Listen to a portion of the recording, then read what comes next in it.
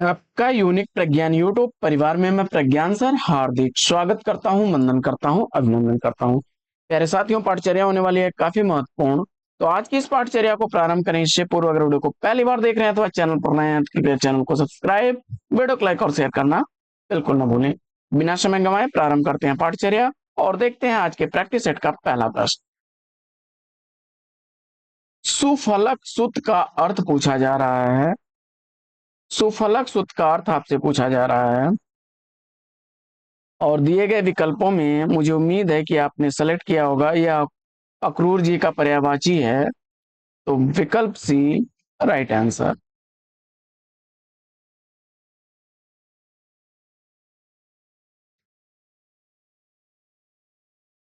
दूसरा प्रश्न है कि शब्द की परिभाषा।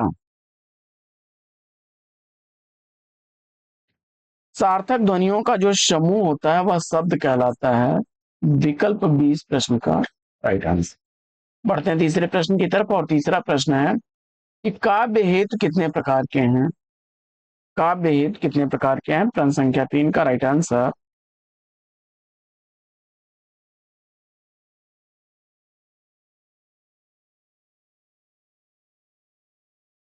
तीन प्रकार आपने चुना है तो विकल्प 20 प्रश्न का राइट आंसर है।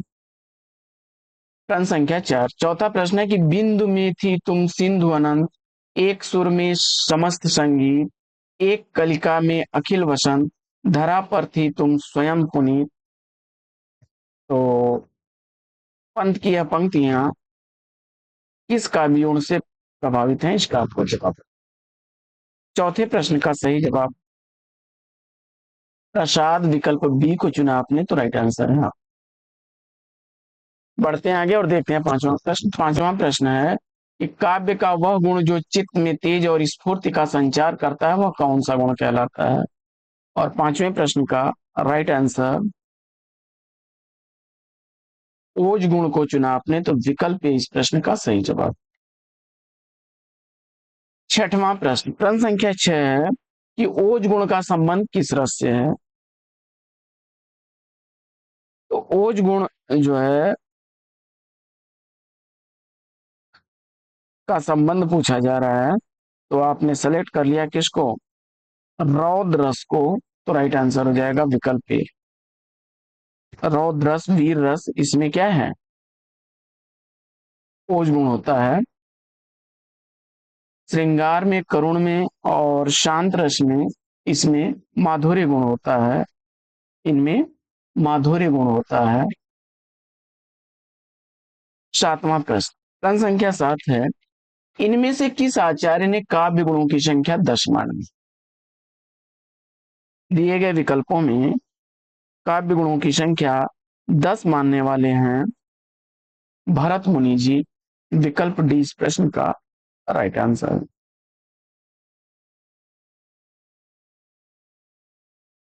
आचार्य वामन ने 20 काव्य गुणों की संख्या मानी है।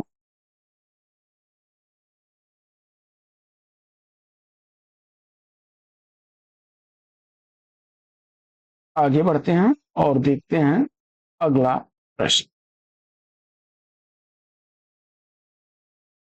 आठवां प्रश्न है, किस आचार्य ने दृष्ट यानी प्रीति और अदृष्ट यानी कीर्ति को काव्य का प्रयोजन माना है। तो जवाब में आपने किसको चुन लिया है, आचार्य वामन को। बिल्कुल सही जवाब। कुंतक महोदय ने तो चतुर्वर्ग की फल प्राप्ति, व्यवहार ज्ञान, परम आह्लाद को उन्होंने माना है। तो वहीं दंडी ने जो है ज्ञान और यश की प्राप्ति को माना है। रुद्र ने धर्म कीर्ति के अर्थ में सुख की प्राप्ति के लिए काव्य का प्रयोजन माना है। नौवां प्रश्न, प्रश्न संख्या 9 है कि मुख्य अर्थ से भिन्न होते हुए भी उसमें कुछ संबद्ध अर्थ प्रकट करने वाली शब्द शक्ति क्या कहलाती है। और जवाब में आपने सेलेक्ट कर लिया लक्षणा को। विकल्प ए राइट आंसर हो जाएगा। देखिए, वाच्यार्थ पर आधारित अभिधा शब्द शक्ति होती है, लक्ष्यार्थ पर आधारित लक्षणा होती है और व्यंग्यार्थ पर आधारित व्यंजना होती है। तीन तरह की शब्द शक्तियां होती हैं। मात्रिक छंदों में मात्रा कितने प्रकार की होती है? 10वें प्रश्न का राइट आंसर। तो हरस और दीर्घ दो तरह की होती हैं, लघु गुरु भी कहते हैं। तो विकल्प 30 प्रश्न का राइट आंसर हो जाएगा। अवधि का निजी छंद पूछा जा रहा है, कई बार रिपीटेड प्रश्न है, विकल्प ए को चुन लिया आपने तो सही जवाब। प्रश्न संख्या 12, 12वां प्रश्न है कि छंद शास्त्र के प्रणेता आचार्य कौन है? छंद शास्त्र का प्रणेता आचार्य आपने पिंगल मुनि को मान लिया तो बी विकल्प राइट आंसर हो जाएगा।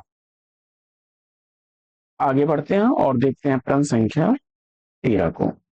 13वां प्रश्न है, निम्नलिखित में से कौन सा वर्णित छंद नहीं है?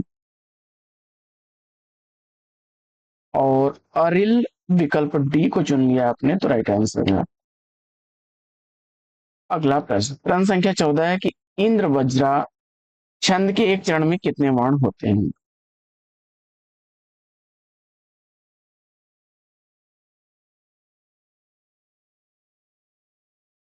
14वें प्रश्न का राइट आंसर आपने 11 वर्ण विकल्प ए को चुन लिया तो राइट आंसर है। आगे बढ़ते हैं और अगला प्रश्न, प्रश्न संख्या 15 है कि करते अभिषेक पयोद हैं बलिहारी इस देश की, हे मातृभूमि तू सत्य ही सगुण मूर्ति सर्वेश की। इन पंक्तियों में कौन सा छंद है?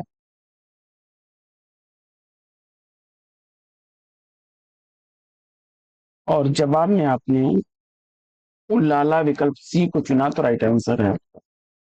आगे बढ़ते हैं और देखते हैं अगला प्रश्न, प्रश्न संख्या 16,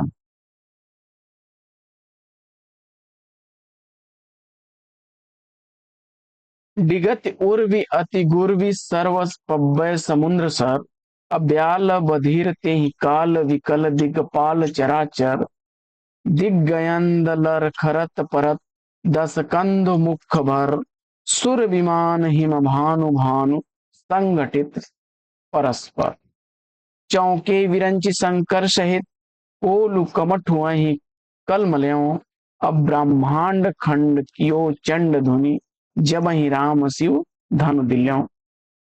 किस छंद में निबद्ध यह रचना है, इसका आपको जवाब बताना है। और जवाब में आपने छप्पे को चुन करके बिल्कुल सही उत्तर दिया है, विकल्प बी। प्रश्न संख्या 17, 17वां प्रश्न है कि निम्न में से कौन सा विकल्प काव्य के छंद के महत्व से संबंधित गलत विकल्प है?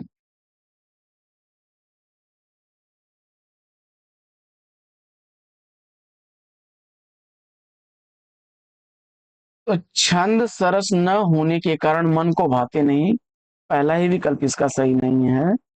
क्योंकि छंद क्या होते हैं, वे सरस होते हैं। छंद युक्त जो रचनाएं होती हैं वो मन को अच्छी लगती हैं, मन भाती हैं। बाकी छंद मानवीय भाषाओं को झंकृत करते हैं, छंद में स्थायित्व होता है और छंद से हृदय को सौंदर्य बोध होता है। विकल्प ए राइट आंसर। आगे विभाव का भेद पूछा जा रहा है प्रश्न संख्या 18 में। राइट आंसर के रूप में आपने आलंबन और उद्दीपन को चुन लिया तो विकल्प डी इस प्रश्न का बिल्कुल सही जवाब। 19वां प्रश्न, प्रश्न संख्या 19 है कि भट्ट नायक का भुक्तिवाद किस दर्शन पर आधारित है? भट्ट नायक का भुक्तिवाद किस दर्शन पर आधारित है? 19वें प्रश्न का सही जवाब सांख्य दर्शन अगर चुना आपने, सही जवाब है आपका। भुक्तिवाद जो है भट्ट नायक का सांख्य दर्शन पर आधारित है। अभिनव गुप्त का अभिव्यक्तिवाद जो है, अभिनव गुप्त का अभिव्यक्तिवाद शैव दर्शन पर आधारित है। अभिव्यक्तिवाद, अभिव्यक्तिवाद जो है अभिनव गुप्त का वह शैव दर्शन पर, जबकि मीमांसा दर्शन पर आधारित है उत्पत्तिवाद। उत्पत्तिवाद आपका जो है यह उत्पत्तिवाद सिद्धांत मीमांसा दर्शन पर आधारित है और यह भट्ट लोलट जी का है, भट्ट लोलट का है। न्याय दर्शन से अनुमितिवाद, अनुमितिवाद, अनुमितिवाद जिसके शंकुक हैं, जिसके आचार्य शंकुक हैं। 20वां प्रश्न, हिमाद्रि तुंग श्रृंग से प्रबुद्ध शुद्ध भारती, स्वयं प्रभा समुज्ज्वला स्वतंत्रता पुकारती। उपयुक्त पंक्तियों में कौन सा रस है? 20वें प्रश्न का राइट आंसर आपने किसको सेलेक्ट कर लिया? तो विकल्प बी, वीर रस को तो राइट आंसर है। वीर रस का स्थायी भाव उत्साह होता है और इसके देवता महेंद्र हैं। प्रश्न संख्या 21। जिस प्रकार आत्मा की मुक्तावस्था ज्ञान दशा कहलाती है, उसी प्रकार हृदय की मुक्तावस्था रस दशा कहलाती है। यह किस आचार्य का कथन है? उत्तर में आचार्य रामचंद्र शुक्ल जी को चुना आपने, तो सही जवाब विकल्प सी। 22वां प्रश्न है कि जब ते निहारे घने आनंद सुजान प्यारे, तब ते अनोखी लागी रही चाह की। विरह का क्या कारण है इसमें? 22वें प्रश्न में सही जवाब बताइए।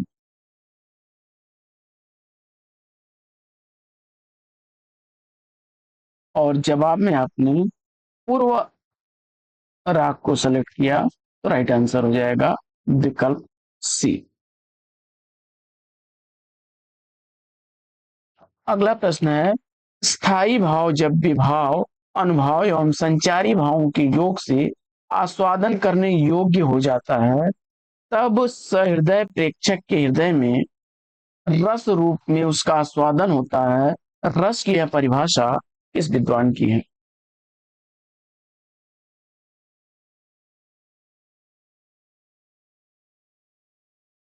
स्थायी भाव जब विभाव अनुभाव एवं संचारी भावों के योग से आस्वादन करने योग्य हो जाता है, तब सहृदय प्रेक्षक के हृदय में रस रूप में उसका आस्वादन होता है। रस की यह परिभाषा श्याम सुंदर दास की है। श्याम सुंदर दास की है। आगे बढ़ते हैं और देखते हैं अगला प्रश्न। आचार्य श्याम सुंदर दास विकल्प ए इस प्रश्न का राइट आंसर था।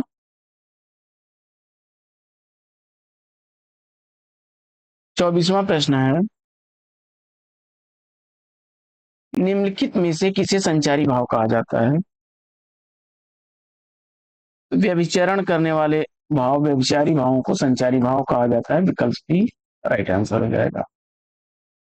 25वां प्रश्न है कि निम्न विकल्पों में से संयुक्त वाक्य को पहचानिए। निम्न विकल्पों में से संयुक्त वाक्य की पहचान करना है। और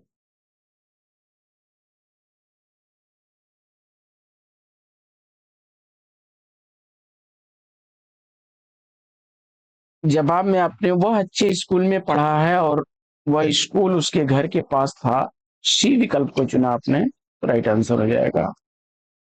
और इसलिए किंतु परंतु फिर तो आदि योजक शब्दों से अक्सर जुड़ा होता है संयुक्त वाक्य। अगला प्रश्न है कि निम्न विकल्पों में से उस विकल्प का चयन कीजिए जो दिए गए वाक्य अनुसार सही संज्ञा पदबंध का विकल्प हो। 4 ताकतवर मजदूर इस भारी चीज को उठा पाए। 26वें प्रश्न का सही जवाब क्या बनेगा? प्रश्न संख्या 26 का राइट आंसर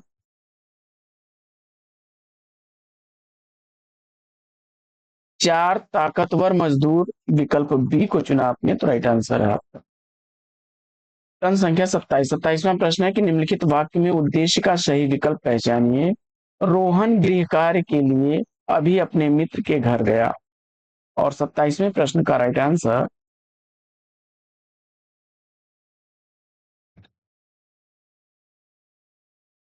उद्देश्य के रूप में आपने रोहन को चुना, तो राइट आंसर हो जाएगा विकल्प ए। प्रश्न संख्या 28। निम्न विकल्पों में से संयुक्त वाक्य की पहचान करनी है।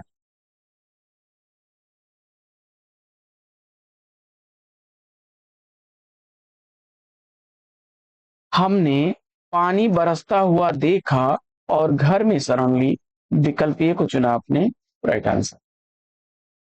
प्रश्न संख्या 29। दिए गए वाक्यों में एक वाक्य शुद्ध है, शुद्ध वाक्य का चयन करना है।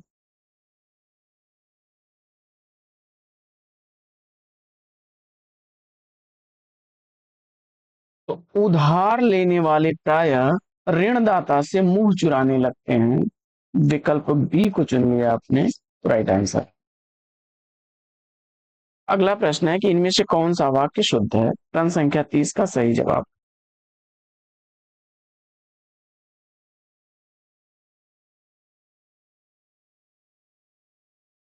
व्याकरण की दृष्टि से सीता ने यह कहा, विकल्प ए राइट आंसर हो जाएगा।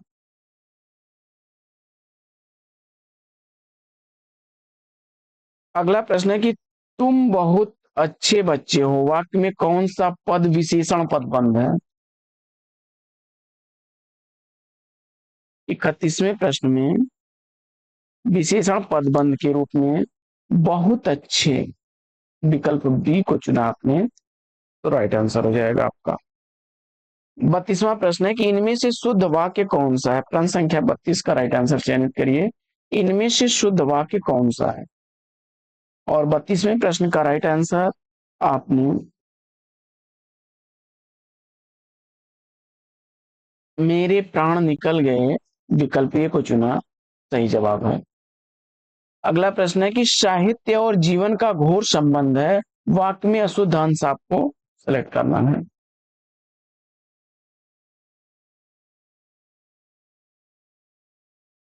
देखिए, साहित्य और जीवन का घनिष्ठ संबंध होता है, घनिष्ठ। तो विकल्प इसका कौन सा सही हो जाएगा? घोर, डी विकल्प में त्रुटि है। प्रश्न संख्या 34 है कि जैसे ही अमृता घर पहुंची वैसे ही संस्कृति चली गई।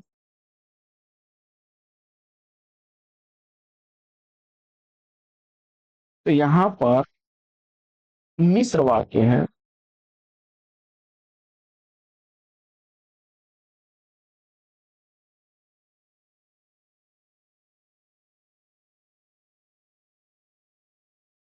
विकल्प सी इस प्रश्न का राइट आंसर था।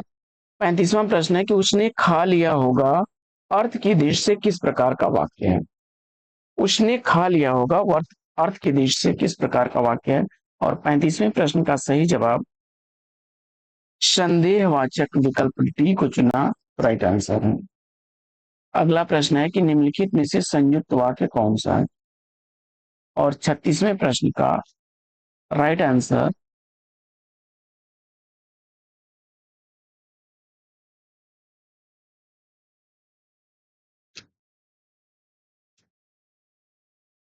विकल्प डी को अगर आपने चुना, तो राइट आंसर हो जाएगा, मैंने खाना खाया और मेरी भूख मिट गई।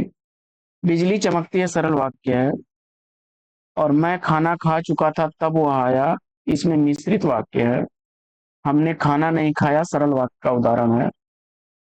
अगला प्रश्न है कि जिस पत्तल में खाना उसी पत्तल में छेद करना, कहावत का अर्थ पूछा जा रहा है। और प्रश्न संख्या 37 का सही जवाब कृतज्ञ होना, विकल्प बी को चुना आपने, तो राइट आंसर है। आगे बढ़ते हैं और अगला प्रश्न देखते हैं कि कागजी घोड़े दौड़ाना मुहावरे का अर्थ क्या होगा? कागजी घोड़े दौड़ाना मुहावरे का अर्थ पूछा जा रहा है। प्रश्न संख्या 38 का सही जवाब व्यर्थ की लिखा पढ़ी करना, विकल्प सी को चुन लिया आपने, तो राइट आंसर है आपका। अगला प्रश्न प्रश्न संख्या 39 है कि खेत रहना मुहावरे का अर्थ। और इस प्रश्न का सही जवाब युद्ध में शहीद होना, विकल्प ए को चुना, तो राइट आंसर। 40वां प्रश्न है कि आकाश टूटना मुहावरे का अर्थ क्या होगा? आकाश टूटना मुहावरे का अर्थ आपने अचानक विपत्ति का आना, विकल्प बी को चुन लिया, तो राइट आंसर है आपका। प्रश्न संख्या 41 खाक में मिलना मुहावरे का सही अर्थ क्या होगा? और इस प्रश्न का जवाब आपने नष्ट कर देना, विकल्प सी को चुन लिया, राइट आंसर है आपका। प्रश्न संख्या 42 निम्नलिखित प्रश्न में चार विकल्पों में से उस विकल्प का चयन करें जो दिए गए मुहावरे का सही अर्थ हो। सर पर कफन बांधना, सर पर कफन बांधना,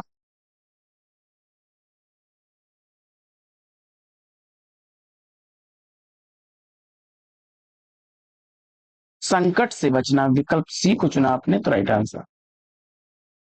आगे प्रश्न संख्या 43 है कि मरने के लिए तैयार हो जाना अर्थ देने वाला मुहावरा क्या होगा?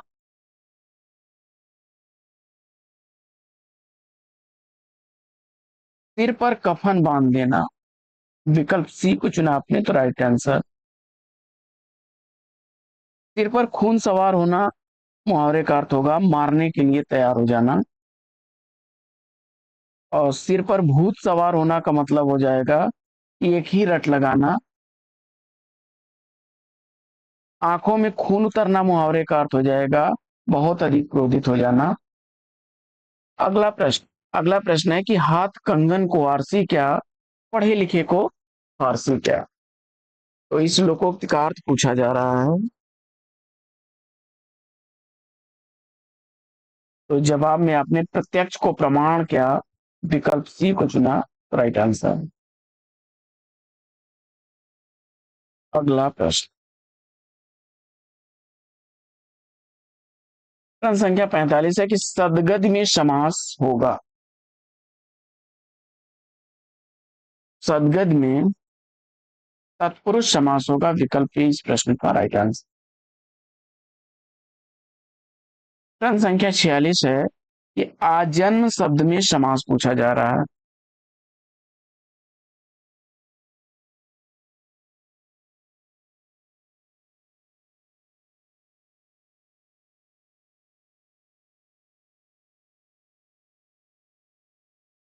सेलेक्ट कर लिया आपने किसको, अव्ययी भाव समास, सी विकल्प को तो राइट आंसर।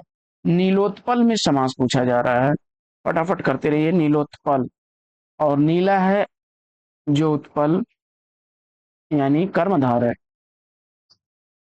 राजा और रानी, राजा रानी में समास, द्वंद्व को चुन करके राइट आंसर दिया है विकल्प बी। भारत रत्न में कौन सा समास होगा, तो भारत का रत्न यानी तत्पुरुष।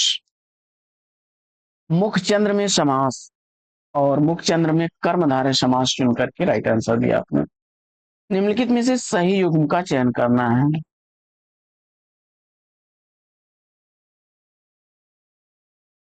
तो रस भरा यानी रस से भरा, और पतित पावन यानी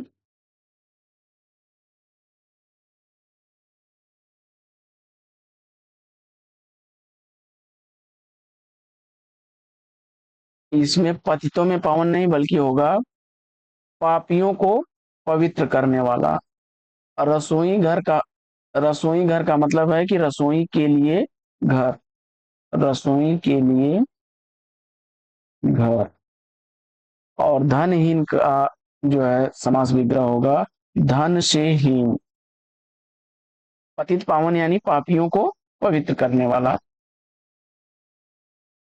आगे प्रश्न संख्या 52 है कि जिस समस्त पद में पूर्व या उत्तर पद की बजाय किसी अन्य पद की प्रधानता होती है उसमें कौन सा समास होगा। बहुब्रीहि समास, विकल्प ए राइट आंसर। आगे संधि विच्छेद करते समय दिए गए विकल्पों में से सही रूप छांटिए। वीरोचित, वीर धन उचित गुण संधि का उदाहरण है वीर धन उचित, वीरोचित। अत्यावश्यक में अति धन आवश्यक, अत्यावश्यक, विकल्प ए राइट आंसर। आगे है उच्छिष्ट शब्द का संधि विच्छेद, तो प्रश्न संख्या 55 में उत धन शिष्ट, विकल्प ए को चुन लिया आपने तो राइट आंसर है। अगला प्रश्न है कि स्वर संधि के कितने भेद होते हैं। प्रश्न संख्या 56 का सही जवाब 5 को चुना आपने तो राइट आंसर है। अगला प्रश्न है कि नीचे दिए गए शब्द का सही संधि विच्छेद वाला विकल्प पहचानिए। और प्रश्न संख्या 57 का राइट आंसर आपने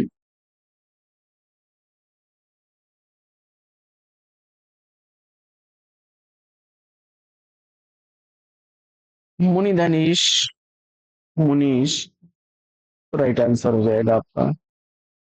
यशोदा में संधि विच्छेद, यशोदा में संधि पूछा जा रहा है तो यशा धंधा यशोदा विसर्ग संधि का उदाहरण है विकल्प ए राइट आंसर। वर्णिक छंदों में गण कितने प्रकार के होते हैं, तो आप जानते हैं गणों की संख्या कितनी होती है 8। यह माता राजभान शलगा सूत्र है य माता राज भान तलगा। य माता राजभान सलगा। यगण मगण तगण रगण जगण भगण नगण सगण।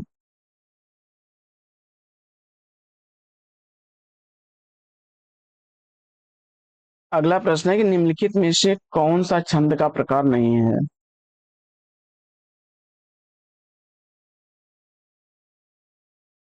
तो दोहा चौपाई सोरठा ये छंद के प्रकार हैं। दृष्टांत जो है यह छंद का प्रकार नहीं है। विकल्प ए को चुना आपने तो राइट आंसर है। आगे बढ़ते हैं और देखते हैं अगला प्रश्न।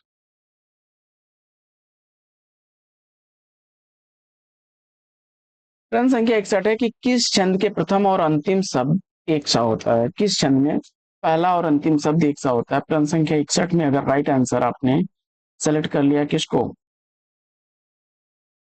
कुंडलियां छंद को, तो विकल्प ए सही जवाब। छप्पय में होते हैं।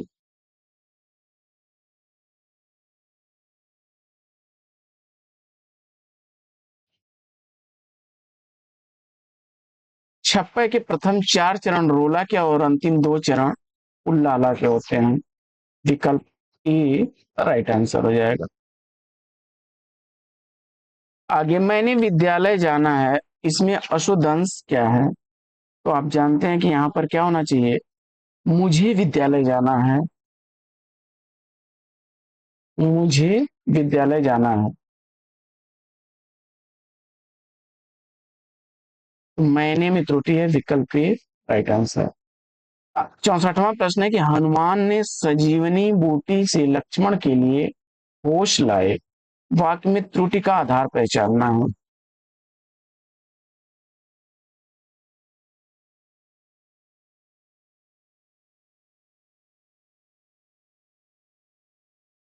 इसमें कारक विभक्ति संबंधी त्रुटि है। यहां होगा हनुमान सजीवन बूटी से लक्ष्मण के लिए। यहां भी मिस्टेक है। हनुमान सजीवन बूटी से लक्ष्मण को होश में लाए। कारक संबंधी त्रुटि है, विकल्प ए राइट आंसर हो जाएगा। अगला प्रश्न है कि आपने बुलाया होता तो हम अवश्य आते। अर्थ के आधार पर यह कैसा वाक्य भेद है। संकेत वाचक अगर आपने चुना है तो राइट आंसर के साथ है विकल्प सी। प्रश्न संख्या 66 है कि डॉक्टर ने मरीज को देखा और उसे दवा दी। यह वाक्य किस वाक्य भेद का उदाहरण है। सही विकल्प को चिन्हित करिए। प्रश्न संख्या 66 का सही जवाब आपने किसको चुना, संयुक्त वाक्य, विकल्प ए को तो राइट आंसर है।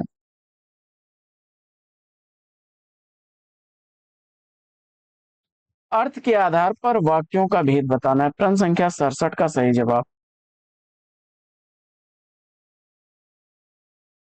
अर्थ के आधार पर वाक्यों के भेद में 8 भेद, आपने विकल्प डी को चुना तो राइट आंसर है। प्रश्न संख्या 68, जिस सामासिक शब्द में पूर्व पद और उत्तर पद गौण होते हैं और कोई तीसरा पद प्रधान होता है वहां कौन सा समास होता है। और प्रश्न संख्या 68 का सही जवाब बहुव्रीहि समास, विकल्प ए को चुना तो राइट आंसर है आपका। अगला प्रश्न, कृताकृत में समास पूछा जा रहा है। कृताकृत में समास और जवाब में आपने कर्मधारय समास, विकल्प सी को चुना तो राइट आंसर। प्रश्न संख्या 70, अकृतम में कौन सा समास है।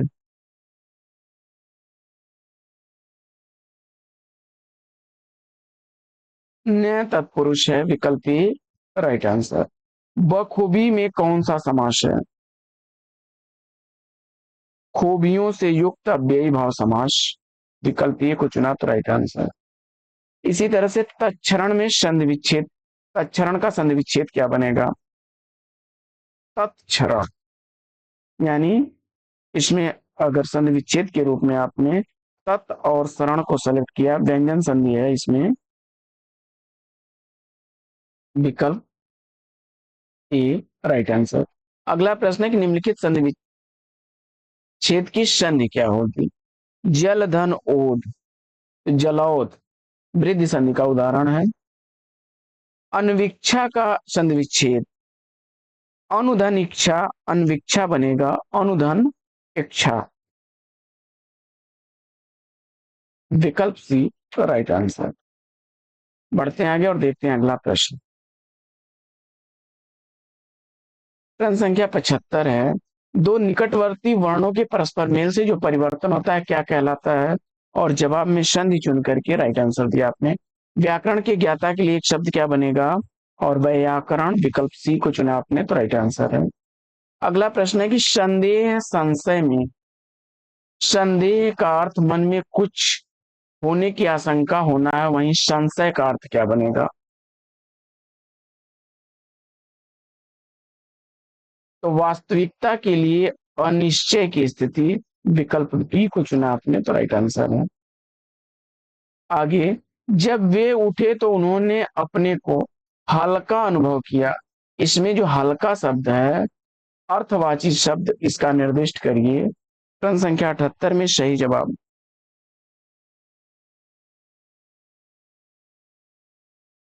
स्वस्थ, विकल्प सी सेलेक्ट किया तो राइट आंसर। अगला प्रश्न है कि अध्याहार का अर्थ क्या बनेगा?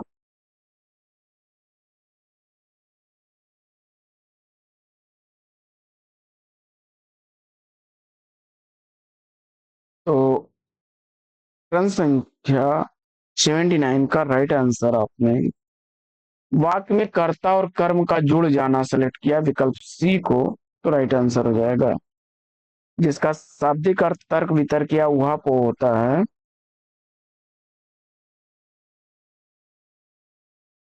अगला प्रश्न है कि हिंदी किस लिपि में लिखी जाती है? जवाब में देवनागरी लिपि चुना आपने तो राइट आंसर है। पंजाबी गुरुमुखी में लिखी जाती है।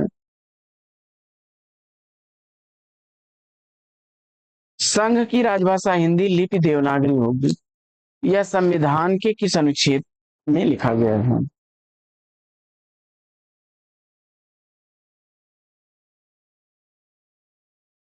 तो अनुच्छेद 343 विकल्प ए को चुना आपने तो राइट आंसर है। प्रश्न संख्या 82,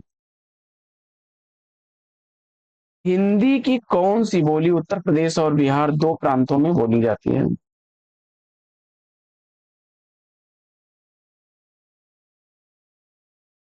जवाब में आपने सेलेक्ट किया भोजपुरी को तो राइट आंसर हो जाएगा।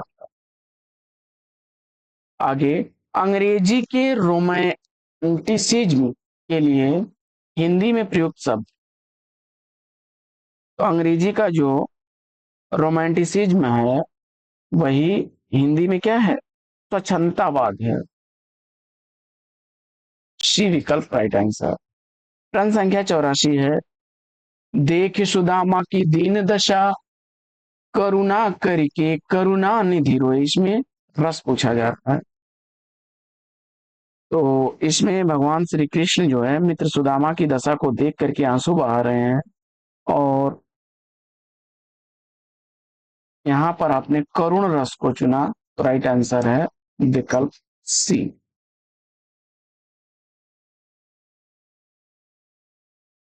व्याकरण में काल का क्या अर्थ है?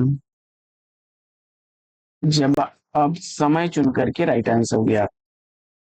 86वां प्रश्न है कि निम्नलिखित वाक्यों में भाववाची का उदाहरण कौन सा है?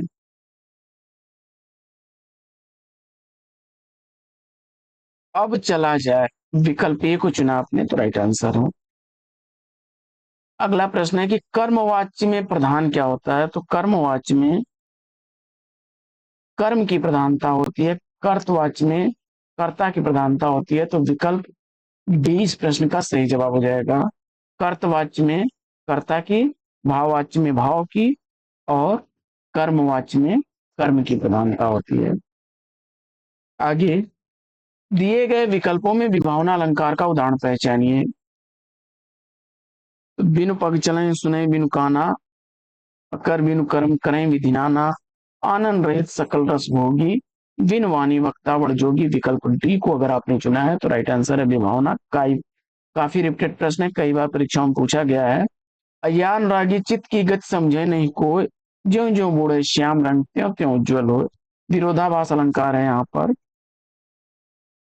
और शीतल ज्वाला जलती है ईंधन होता दृग जल का, यहाँ भी विरोधाभास है। और श्याम और किमि कहो बखानो, काव्यालिंग काव्यालिंग अलंकार का उदाहरण है। विकल्प सी। आगे बढ़ते हैं और देखते हैं अगला प्रश्न।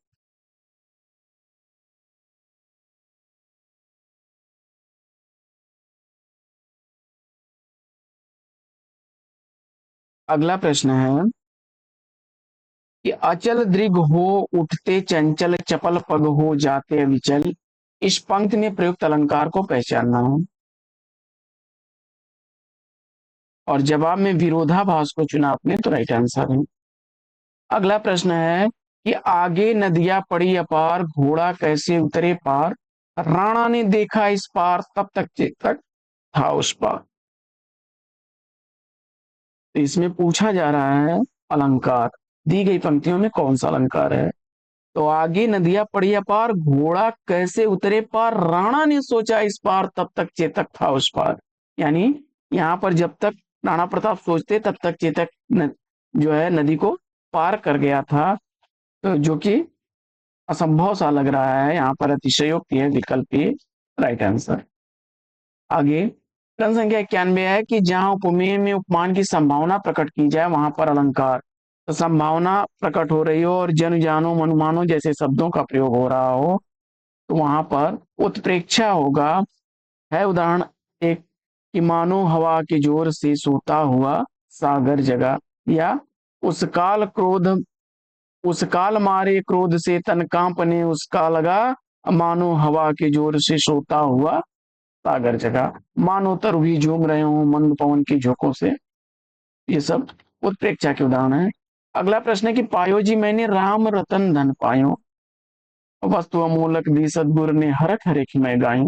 पंक्ति के आधार पर सही अलंकार पूछना है। यहाँ पर रूपक अलंकार होगा। राम रतन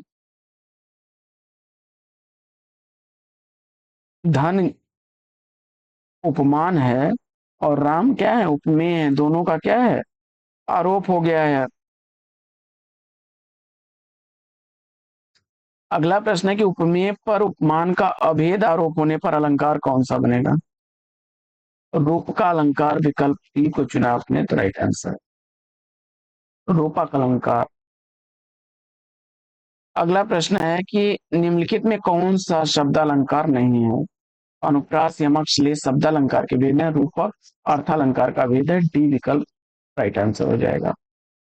अगला प्रश्न, निम्नलिखित विकल्पों में से कौन सा उपमा अलंकार का भेद नहीं है।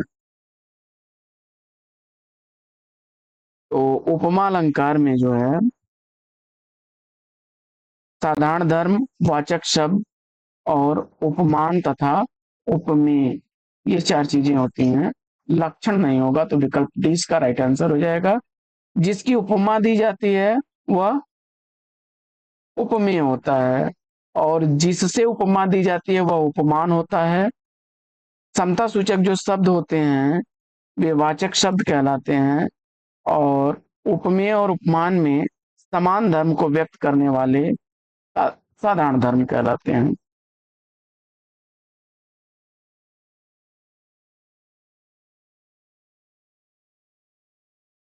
अगला प्रश्न है कि नील परिधान बीच सुकुमार खुल रहा मृदुल खुलायंग, खिला हो ज्यों बिजली का फूल मेघ बन बीच गुलाबी रंग। इन पंक्तियों में कौन सा अलंकार है। और इस प्रश्न का जवाब प्रश्न संख्या 96 का राइट आंसर आपने विकल्प डी को चुन लिया, उपमा अलंकार राइट आंसर है।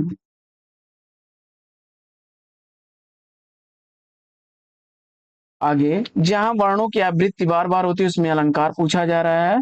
अनुप्रास अलंकार चुनकर के इस प्रश्न का सही जवाब दिया विकल्प सी।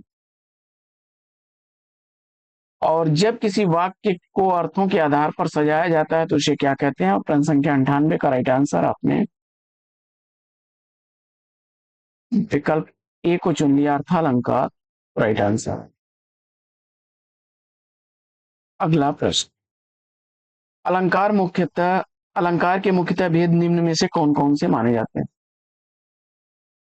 शब्दालंकार, अर्थालंकार और उभयालंकार विकल्प ए राइट आंसर है। अगला प्रश्न है कि संक्षेपण में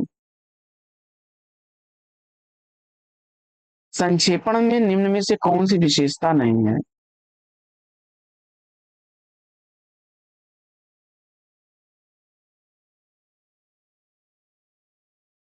तो संक्षेपण में व्याकरण संबंधी गलतियां नहीं होनी चाहिए, संक्षेपण में रस, छंद, अलंकार, विशेषता आदि का प्रयोग नहीं करना चाहिए, संक्षेपण में वाक्य का दोहराव नहीं होना चाहिए। विकल्प सी इस प्रश्न का राइट आंसर हो जाएगा। संक्षेपण सीधी, सरल, सहज, व्याकरण सम्मत और स्पष्ट भाषा में प्रयुक्त होना चाहिए। सी विकल्प इस प्रश्न का राइट आंसर है। प्रश्न संख्या 100 के साथ ही इस पाठचर्या को लेंगे विराम। आपसे लें विदा, उससे पूर्व वीडियो को लाइक नहीं किया तो फटाफट लाइक, शेयर नहीं किया तो फटाफट शेयर कर दीजिए। चैनल पर पहली बार में सब्सक्राइब करके बगल में बने हुए बेल आइकन से ऑल बटन को प्रेस करना बिल्कुल न भूलें। तो फिर मिलते हैं अगले वीडियो में एक नए प्रकरण, नया टॉपिक, एक नए अंदाज में। तब तक के लिए लेंगे आपसे विदा। आपका जीवन मंगलमय हो, best wishes, best of luck. जय हिंद।